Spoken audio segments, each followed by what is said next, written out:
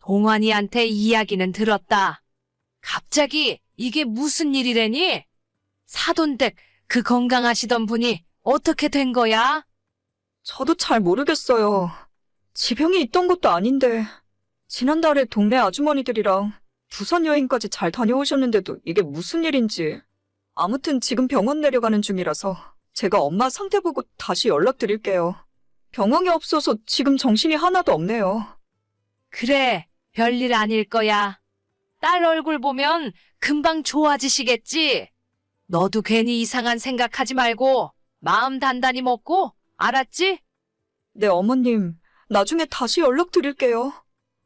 건강하시던 저희 친정엄마가 갑자기 쓰러졌다는 소식을 듣고 정말 정신없이 친정으로 달려 내려갔어요. 손이 너무 덜덜 떨려서 운전대를 잡지도 못했고 남편이 대신 운전해주는 차 조수석에 앉아서 우리 엄마가 무사하기만을 기도하고 있었죠.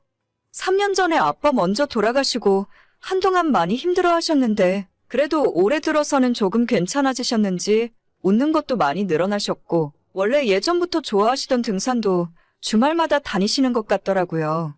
제가 집안에서 외동딸이지만 먼 곳으로 시집와서 따로 살고 있었기 때문에 엄마가 혼자 된 이후로는 자꾸 마음이 쓰였고 자주 찾아뵙지 못해서 죄송한 마음이었습니다.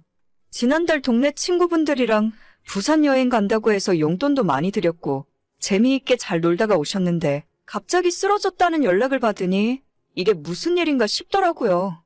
혈압이 좀 있으셔서 예전부터 약을 드시긴 했지만 그래도 아직 엄마 나이가 70대 초반이라서 괜찮을 거라 생각했습니다.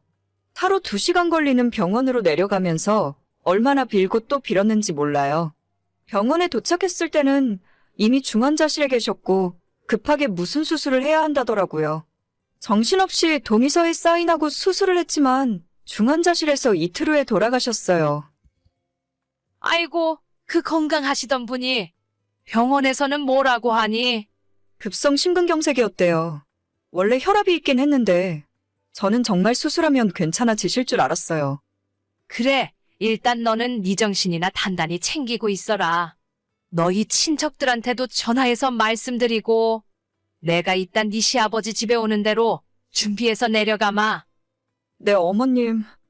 그나저나 밥은 먹었고? 앞으로 네가 제일 고생해야 하는데 밥 먹고 정신 똑바로 차리고 있어. 네, 알겠어요. 뭐 잘 모르는 거 있으면 동환이한테 물어보고. 걔가 예전에 작은 아버지네 장례 치를 때도 다 경험해봤기 때문에 일이 어떻게 돌아가는지 잘 알고 있을 거다. 너는 정신 없을 테니까 동환이한테 다 맡기고 좀 쉬고 있어. 네, 안 그래도 남편이 다 알아서 해주고 있어요. 그래, 그럼 이따 내려갈 테니까 그때까지 정신 좀 차리고 있어라. 아빠에 이어서 갑자기 엄마까지 돌아가시고 진짜 하늘이 무너지는 기분이 어떤 건지 잘 알게 되더라고요. 아빠 장례식 때는 울다가 지쳐서 실신할 정도였는데 막상 엄마가 돌아가시고 나니 눈물도 잘 안 나오고 정말 제정신을 차리고 있을 수 없었습니다. 너무나도 슬프긴 한데 한번 울기 시작하면 완전 무너져 버릴 것만 같아서 조문 오시는 손님들한테 말도 한마디 더 하고 친구들한테 밝은 모습도 보이면서 잘 버티고 있었죠. 물론 마지막 발인할 때는 정말 기절하기 직전까지 울었지만 그래도 제가 끝까지 정신 똑바로 차리고 있던 덕분에 엄마의 장례식까지 잘 마무리할 수 있었습니다. 나중에 주변에서 독하다 아니면 대단하다는 말이 들리기도 했지만 그런 건 신경 쓰지 않았어요.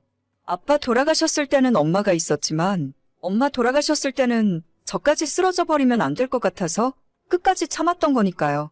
집에 돌아와서 회사에서 줬던 휴가도 다 쓰고 바로 정상적으로 출근하며 지내고 있었습니다. 속으로는 너무 슬프고 순간순간 미칠 것 같았지만 애써 참으며 태어난 척하고 있었죠. 너는 정말 독하고 대단하다.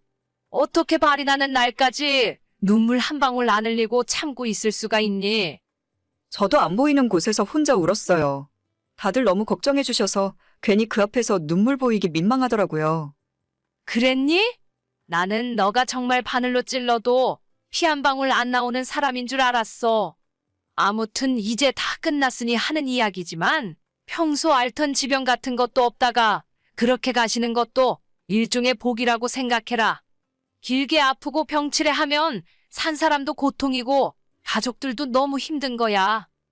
네, 무슨 말씀이신지 알아요. 그래, 너는 똑똑한 애니까 내가 하는 말이 어떤 의미인지 알아들을 거다. 아무튼 이제 산 사람은 또 열심히 살아야지. 너희 어머니 혼자 사시던 집이나 주변 정리는 다 끝난 거야? 아직 그대로 있어요.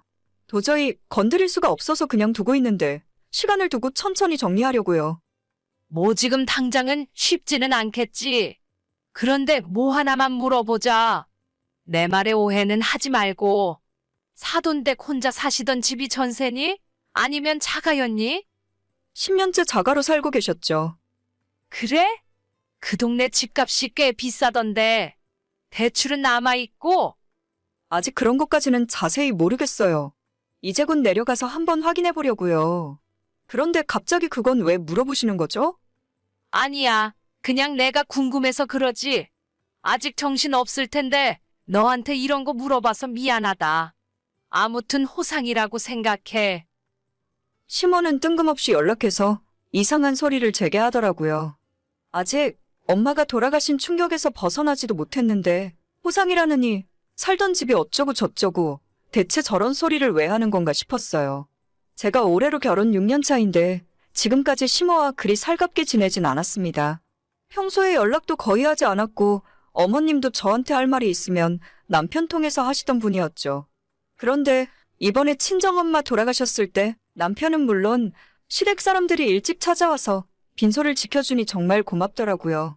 평소엔 무뚝뚝하던 시아버님도 제게 많이 위로를 해주셨고 시어머님도 장례식장에 오는 손님들을 저와 함께 맞이해주고 뒷정리까지 맡아서 해주셨죠.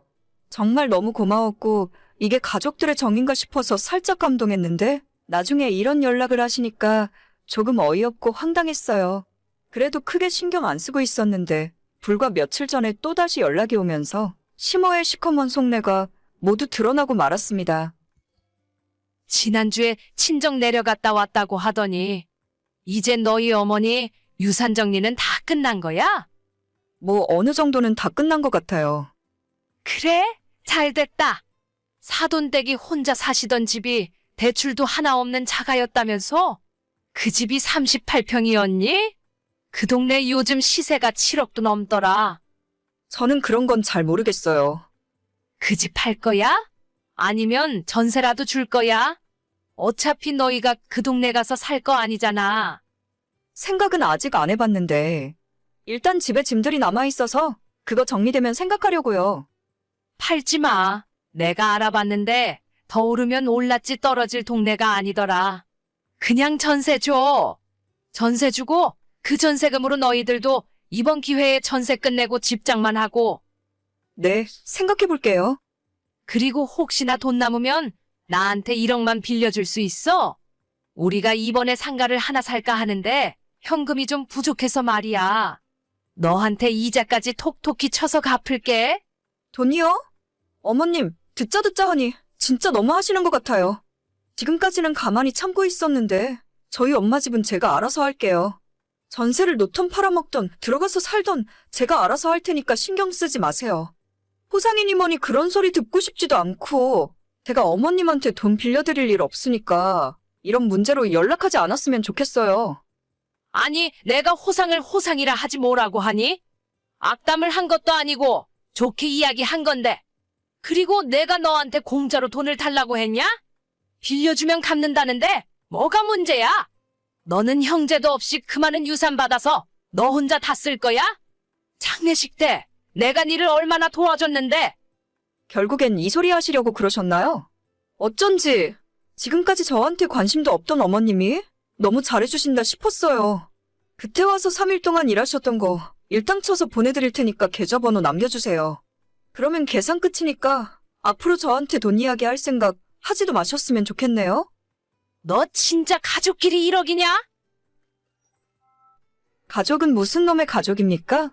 진짜 저런 사람들한테 순간적으로나마 좋은 마음이 들었던 제가 바보 같네요. 힘들 때 도와주길래 방심했는데 역시는 역시였습니다. 나중에 남편에게 시모와 나눴던 이야기를 보여주면서 당신 엄마가 돈 달라고 하는데 어떻게 생각하냐고 했더니 절대 줄 생각하지도 말라네요. 남편은 사남매 중에 막내 아들인데 옛날부터 시댁과 살짝 거리를 두고 있었어요. 저희 친정부모님에게 받은 유산을 어떻게 하던지 자기는 신경 전혀 안 쓸 테니까 천천히 저보고 알아서 하라네요. 지금은 그 집에 남아있는 엄마의 물건들을 처분하기가 힘들어서 당분간 그대로 둘 생각이에요. 조금 괜찮아지면 짐을 다 빼고 새를 놓을 겁니다.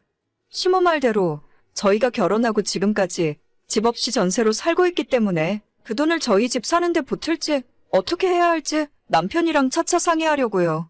이제 진짜 우리 가족이라고 할 사람은 남편과 우리 딸 하나가 전부인 것 같아요. 이번에 친정엄마 장례식 도와주는 걸 보면서 아무리 사이 안 좋던 시부모라도 역시 가족은 가족이구나 싶었었는데 그 마음이 완전 틀렸습니다. 다른 사람들 전혀 신경 안 쓰고 우리 세 식구만 생각할 거예요. 하다 시부모가 사돈 집 유산까지 노릴 줄은 꿈에도 몰랐네요. 오늘의 사연은 여기까지입니다. 구독과 좋아요, 알림 설정은 많은 힘이 됩니다. 다들 행복하시고 좋은 하루 되세요.